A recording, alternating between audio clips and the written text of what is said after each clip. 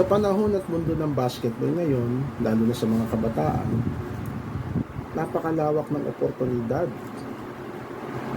Andyan, may iba't ibang mga liga, club-based leagues, school-based, at meron pang mga liga na kung saan nagbibigay ng oportunidad para makapaglaro ka bilang isang o itinuturing na profesional na manlalaro, no? Profesional na liga para sa kabataan. So napakalawak, kaya naman marami ngayon ang nangangarap na umangat, umasenso, makalaro sa mga ganung kalalaking liga, at sabihin natin yung totoo, sumikat. Pero sa mga nangangarap na yon, sa mga manlalaro, sana wag tayo huminto sa salitang pangarap. Sabayan natin ito ng pagtalbog ng bola. Sa pagtalbog ng bola, maraming sakripisyo. Pero hindi dapat na isakripisyo ang pag-aaral. Kaya yung mga manlalaro na nasa, or sabihin natin, student-athlete ngayon, or school, kabilang sa school varsity, pangalagaan nyo yan. Kasi, iba ang kinabukasan na inilalatag sa inyo para dyan. At yung salitang pangarap, no, ay kailangan sabayan ng paniniwala. Paniniwala sa isa pang salita na tinatawag nating ensayo.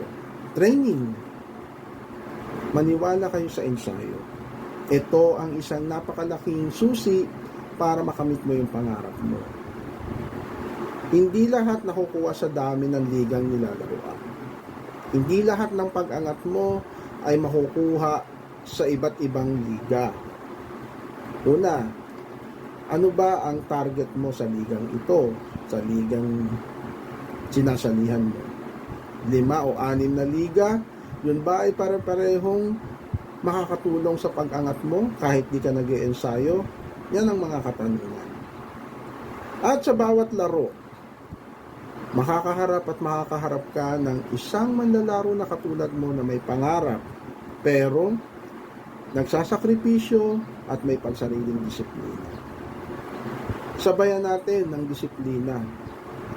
Alamin natin yung daanan na ating lalakbayin para makamit ang pangarap. Hindi pwedeng instant. Hindi pwedeng may inidolo ako, gusto ko maging ganyan din ako. Alamin mo ang pinagdaanan ng iniidolo mo.